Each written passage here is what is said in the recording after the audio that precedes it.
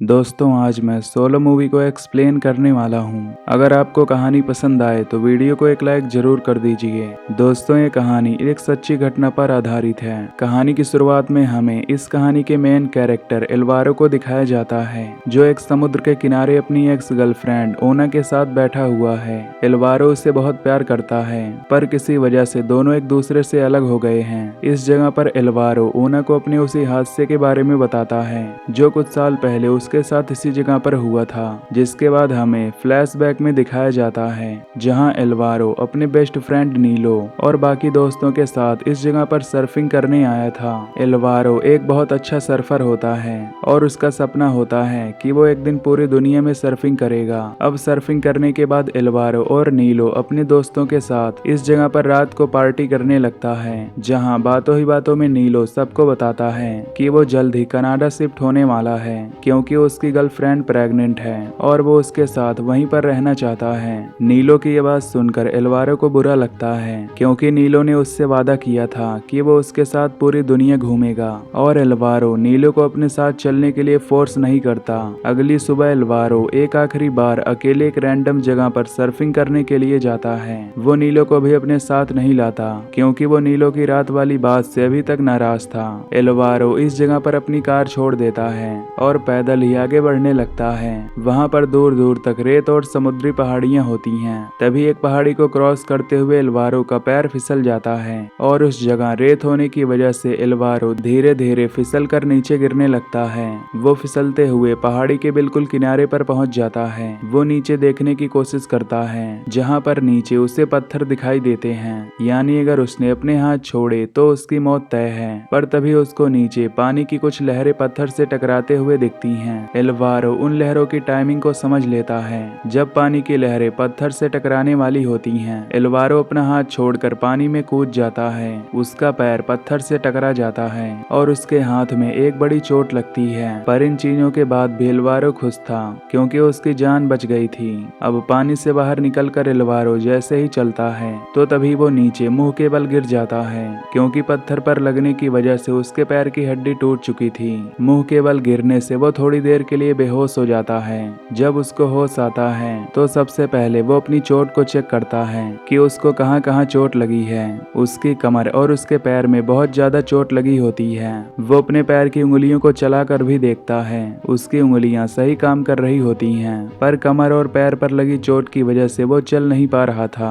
फिर वो अपनी जेब में से अपना फोन निकालता है ताकि किसी को कॉल करके यहाँ बुला सके, पर पानी में गिरने की वजह से उसका फोन भी खराब हो चुका था। फोन को देखकर एल्वारो बहुत जोर से चिल्लाने लगता है कि शायद कोई उसकी आवाज सुनकर यहाँ पर उसको बचाने आ जाएगा, पर उसके चिल्लाने का कोई फायदा नहीं होता, क्योंकि इस जगह पर एल्वारो के अलावा कोई भी नहीं था। जिसके बाद एल्वारो इस उम्मीद में वहाँ बैठा रहता है कि शायद कोई उसको ढूंढता हुआ यहाँ तक आ ही जाएगा। इंतजार करते करते वो सो जाता है और नींद में उसके हाथ से उसका फोन भी छूट जाता है, जो समुद्र की लहरों के साथ बह जाता है। अब कुछ देर बाद जब उसकी आंख खुलती है तो वो देखता है कि अभी तक कोई भी उसको बचाने यहाँ नहीं आया। जिसके बाद वो खुद ही यहाँ से निकलने की सोचता है। अब क्योंकि उसके सामने हर जगह सिर्फ पहाड़ ही पहाड़ थे, तो वो अपनी इस हालत में उन पहाड़ पर नहीं चढ़ सकता था। इसलिए वो अपने एक हाथ और एक पैर से समुद्र को पार करने की सोचता है। पर उसके एक पैर में काफी चोट लगी होती है, लेकिन वो फिर भी पानी में तैरने के लिए उतर जाता है। वो पूरी कोशिश करते हुए अपने एक हाथ और एक पैर से तैरने की कोशिश करता है, पर तभी उसके मुंह से अचानक से खून निकलने लगता है और उसके पेट में बहुत तेज दर्द होता है, क्योंकि पत्थर पर गिरने की वजह से उसकी बॉडी में इंटरनल ब्लीडिंग हो रही थी।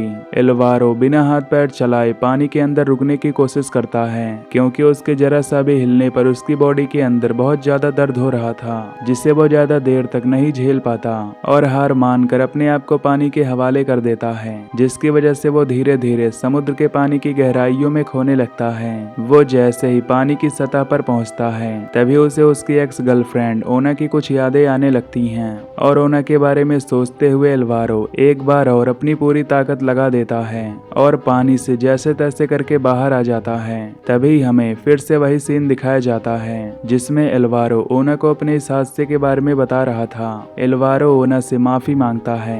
वो कहता है कि मैंने जो कुछ भी किया उसके लिए मुझे माफ कर दो। तुम मेरी जिंदगी में फिर से आ जाओ, क्योंकि तुम मेरा पहला और आखिरी प्यार हो। पर ओना उसकी जिंदगी में दोबारा आने के लिए साफ मना कर देती है और उससे खुद को भूल जाने के लिए कहती है। तभी हमें दिखाया जाता है कि एल्वारो शुरुआत से ही यहाँ पर फंसा हुआ है। वो ओना को कोई कहानी नहीं बता रहा था, वो यहाँ से कभी निकला ही नहीं था और ओना के बारे में तो सिर्फ वो इमेजिनेशन कर रहा था। पर जैसे तैसे करके वो इस जगह के दूसरे किनारे पर आ चुका था, लेकिन अभी भी वो उस इलाके से काफी दूर था जहाँ पर उसका बेस्ट फ्रेंड नीलो और उसके बाकी दोस्त हैं। वो अब यहाँ से और तैर कर नहीं जा सकता क्योंकि उसका शरीर अब इस काबिल नहीं होता। एल्वारो को यहाँ फंसे हुए 24 घंटे हो चुके थे और अभी तक उसे पीने के लिए पानी की एक बूंद भी नहीं मिली थी। जिसके बाद एल्वारो वहाँ पर रेत का एक बड़ा सा एसएमएस लिख देता है कि शायद कोई ऊपर से उस मैसेज को देख ले और उसकी जान बचाने आ जाए। पर ऐसा नहीं होने वाला था क्योंकि किसी को भी ये नहीं पता था कि एल्वारो यहाँ पर सर्फिंग करने आया है।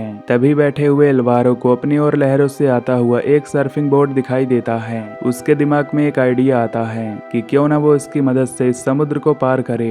वो वहाँ से रेंगते हुए उस सर्फिंग बोर्ड को लेने के लिए जाता है, पर पानी की लहरें इतनी तेज चल रही थी कि वो सर्फिंग बोर्ड को एल्वारो के हाथों में आने ही नहीं देती।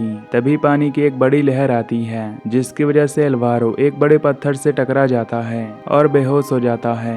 थोड़ी देर के बाद जब उसकी आंख खुलती है तो वो अपने आप को पानी के अंदर डूबता हुआ पाता है, जिससे बचने के लिए वो फौरन अपने बैग को एक पत्थर में फंसाने की कोशिश करता है। बहुत कोशिश करने के बाद वो अपने बैग को उस पत्थर में फंसा देता है जिससे वो पानी में डूबने से बच जाता है। तभी आसमान में ऊपर एक प्लेन जा रहा होता है जिसे देखकर एल्वारो जोर जोर से चिल्लाता है, पर एल्वारो की आवाज उस प्लेन तक नहीं जाती। तभी एक पक्षी एल्वारो को मरा हुआ समझकर उसके हाथ पर लगी चोट से मांस खाने लगता है, जिसकी वजह से एल्वारो के हाथ का वो जख्म और भी ज्यादा गहरा हो जाता है। लेकिन एल्वारो अभी इस चीज पर ध्यान नहीं देता।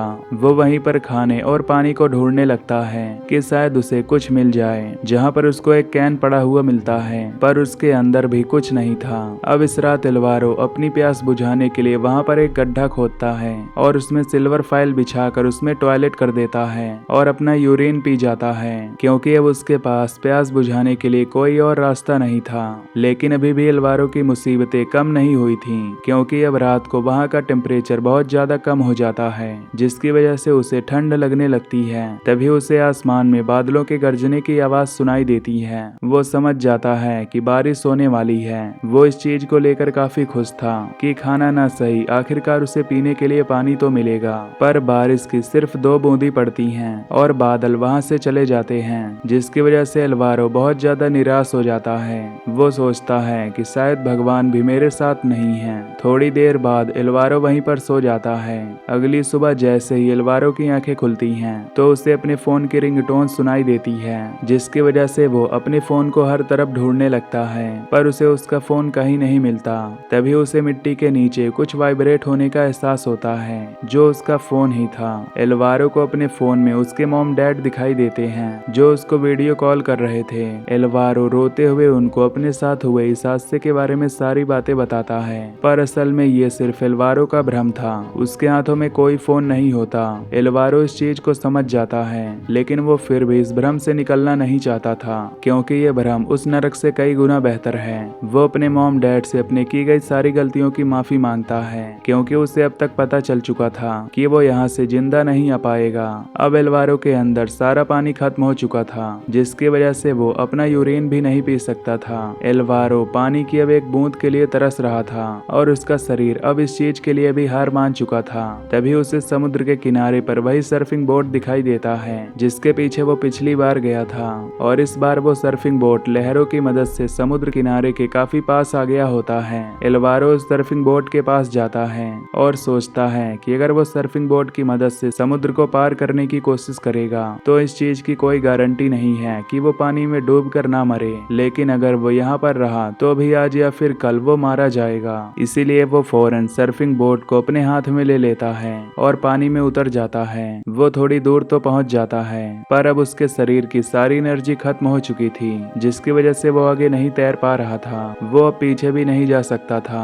वो अपने इस हालात को देखकर समझ जाता है कि उसकी मौत पानी में डूबने की वजह से ही होगी, जिसके थोड़ी देर बाद एल्वारो पानी में डूबने लगता है। इस समय उसका शरीर भी पूरी तरह से हार मान चुका था। एल्वारो भी अपने आप को बचाने की कोई कोशिश नहीं करता और समुद्र की गहराइयों में डूबने लगता है, पर उसका बोट अभी भी पानी के ऊपर ही तैर रहा था, जिसे देखते हुए वहां पर एक रेस्क्यू टीम आ जाती है और फाइनली एल्वारो को पानी में डूबकर मरने से बचा लेती है। जिसके बाद एल्वारो को सीधा पास के अस्पताल में एडमिट किया जाता है, जहां पर उसके बेस्ट फ्रेंड और उसकी एक्स गर्लफ्रेंड और सभी उसके लिए वहां पर आते हैं। रेस्क्यू टीम वाले बताते हैं कि एल्वारो उनको शहर से 1 किलोमीटर की दूरी पर मिला था। उनके हिसाब से एल्वारो उस जगह पर पूरे 48 घंटे फंसा हुआ था। जिसके बाद हमें मूवी के लास्ट सीन में इस कहानी के असली हीरो एल्वारो को दिखाया जाता है, जिसकी सच्ची घटना पर यह फिल्म बनी है। और इसी के साथ ये मूवी यहीं पर खत्म हो जाती है। तो दोस्तों, अगर आपको ये एक्सप्लेनेशन पसंद आई हो तो वीडियो को लाइक और चैनल को सब्सक्राइब कर देना। Till then take care, love you, bye bye.